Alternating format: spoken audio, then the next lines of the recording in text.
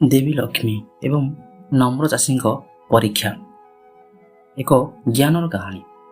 କିଏ ସେ ବୁଢ଼ୀ ଲୋକ ଓ କାହିଁକି ସେ ଚାଷୀକୁ ସାହାଯ୍ୟ କଲେ, ଆସନ୍ତୁ ଜାଣିବା। ସତରେ କ'ଣ ଆମେମାନେ କଷ୍ଟ କଲେ ଫଳ ମିଳେ? ଆଜିର ଏହି କାହାଣୀରେ ଆପଣମାନେ ଦେଖିବାକୁ ପାଇବେ ମା ଲକ୍ଷ୍ମୀ ଏକ ନମ୍ର ଚାଷୀକୁ କିପରି ପରୀକ୍ଷା କଲେ ଏବଂ ସେହି ଚାଷୀ ହେଲେ ମା ଲକ୍ଷ୍ମୀଙ୍କ ଭକ୍ତ। ଜାଣିବା ପାଇଁ ଭିଡ଼ିଓଟି ସମ୍ପୂର୍ଣ୍ଣ ଦେଖନ୍ତୁ। ଏକ ସମୟର ଭାରତର ଗୋଟିଏ ଛୋଟ ଗାଁରେ ଗୋଟିଏ ଗରିବ କିନ୍ତୁ ସତ୍ୟବାଦୀ ଚାଷୀ ରହୁଥିଲେ। ସେ ଚାଷୀ ଜଣଙ୍କ ଦିନରାତି ନିଜ କ୍ଷେତରେ କଷ୍ଟ କରୁଥିଲେ, କିନ୍ତୁ ସେହି ଚାଷୀ ଜଣଙ୍କ ପାଖରେ କୌଣସି ଧନ ରହୁନଥିଲା। ତଥାପି ସେ ସବୁବେଳେ ଖୁସି ଓ ସନ୍ତୁଷ୍ଟ ହୋଇ ରହୁଥିଲେ। ସେ ପ୍ରତିଦିନ ସକାଳେ ଉଠି ମାଟିକୁ ନମସ୍କାର କରୁଥିଲେ ଓ କହୁଥିଲେ, ହେ ମାଟି, ତୁମେ ମୋତେ ଜୀବନ ଦେଇଛ, ମୁଁ ତୁମର ଚିର ଋଣୀ। ଏହିପରି ପ୍ରତିଦିନ ସକାଳେ ଋଷି ଆସି ନିଜର କ୍ଷେତକୁ ଗୁହାରି କରୁଥିଲା। ସେ ଚାଷୀ ଜଣଙ୍କ ଏହି ସରଳତା ଓ ନମ୍ରତା ଦେଖି ଦେବୀ ଲକ୍ଷ୍ମୀ ଖୁସି ହେଲେ। ସେ ଭାବିଲେ, ଏଇ ଚାଷୀ ସତରେ ଧନୀ ନା ସେ କେବଳ ଦରିଦ୍ର ରୂପରେ ଦେଖାଯାଉଛି। ଦେବୀ ଲକ୍ଷ୍ମୀ ସେହି ଚାଷୀଙ୍କ ପରୀକ୍ଷା କରିବାକୁ ନିଷ୍ପତ୍ତି ନେଲେ।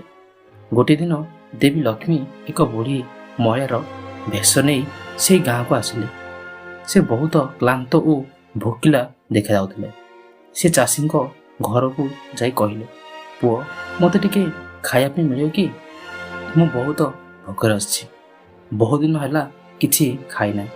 ବୁଢ଼ୀ ମହିଳାର କଥା ଶୁଣି ସେ ଚାଷୀ ଜଣଙ୍କ ତୁରନ୍ତ ନିଜ ଘରେ ଯାହା ଖାଇବା ଜିନିଷ ଥିଲା, ଭାତ, ତରକାରୀ, ଡାଲି ଖାଦ୍ୟକୁ ନେଇ ସେ ବୁଢ଼ୀ ମହିଳାକୁ ଦେଇଦେଲେ ଏବଂ ଚାଷୀ ଜଣଙ୍କ ଭୋକରେ ରହି ମଧ୍ୟ ବୁଢ଼ୀ ମହିଳାଙ୍କୁ କହୁଥିଲେ, ଖାଅ ମା, ଖାଅ। ତୁମେ ଖାଇଲେ ମୋ ମନ ଶାନ୍ତି ଲାଗିବ, କାରଣ ତୁମେ ବହୁତ ଦିନ ଧରି କିଛି ଖାଉନ। ଏହି କଥା ଶୁଣି ବୁଢ଼ୀ ମହିଳା ପଚାରିଲେ, ତୁମେ ମୋତେ ସବୁ ଦେଲ, ତୁମେ କ'ଣ ଖାଇବ? ଚାଷୀ ଜଣକ ହସି କରି କହିଲେ, ମା, ଆପଣ ଖାଇଲେ ମୁଁ ବହୁତ ଖୁସି ହେବି। ଭଗବାନ ମୋ ପାଇଁ କିଛି ନା କିଛି ବ୍ୟବସ୍ଥା କରିଦେବେ। ଏହା ଶୁଣି ଦେବୀ ଲକ୍ଷ୍ମୀ ବହୁତ ପ୍ରସନ୍ନ ହେଲେ, କିନ୍ତୁ ସେ ଆଉ ଗୋଟିଏ ପରୀକ୍ଷା ନେବା ପାଇଁ ଚାହିଁଲେ। ସେ ତାଙ୍କୁ ଗୋଟିଏ ଥାଳି ଦେଲେ, ଯାହା ଭିତରେ ସୁନାର ଟଙ୍କା, ମୋତି, ମାଣିକ୍ୟ ଥିଲା ଓ କହିଲେ, ଏହା ନେ, ଏହା ତୁମର ଜୀବନ ବଦଳାଇ ଦେବ। ଚାଷୀ ଥାଳିକୁ ଦେଖି କହିଲେ, ମା, ମୋତେ ଧନ ଦରକାର ନାହିଁ, ମୁଁ ମୋ କଷ୍ଟରେ ଖୁସି ଅଛି। ଯଦି ଆପଣ ଦେବାକୁ ଚାହୁଁଛନ୍ତି ତେବେ ମୋ କ୍ଷେତରେ ଭଲ ଫସଲ ହେଉ, ଏଇଟା ମୋ ପାଇଁ ପର୍ଯ୍ୟାପ୍ତ ଅଟେ। ଏହି କଥା ଶୁଣି ଦେବୀ ଲକ୍ଷ୍ମୀ ତାଙ୍କ ଅସଲ ରୂପରେ ଆବିର୍ଭାବ ହେଲେ।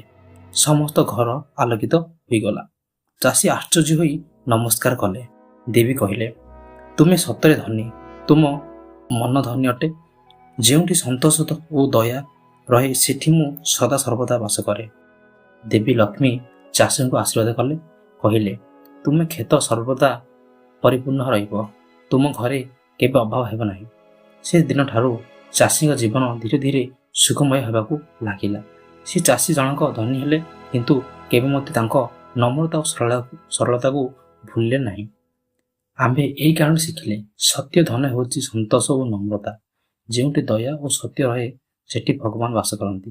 ଲୋଭ ନୁହେଁ, ସତ୍ୟମ ହୃଦୟ ହିଁ ଆମ ସଫଳ କରେ। ଯଦି ଭିଡ଼ିଓଟି ଭଲ ଲାଗିଥାଏ ତେବେ ଲାଇକ୍, ସେୟାର ଏବଂ ଚ୍ୟାନେଲକୁ ସବସ୍କ୍ରାଇବ୍ କରନ୍ତୁ। ନମସ୍କାର, ଧନ୍ୟବାଦ।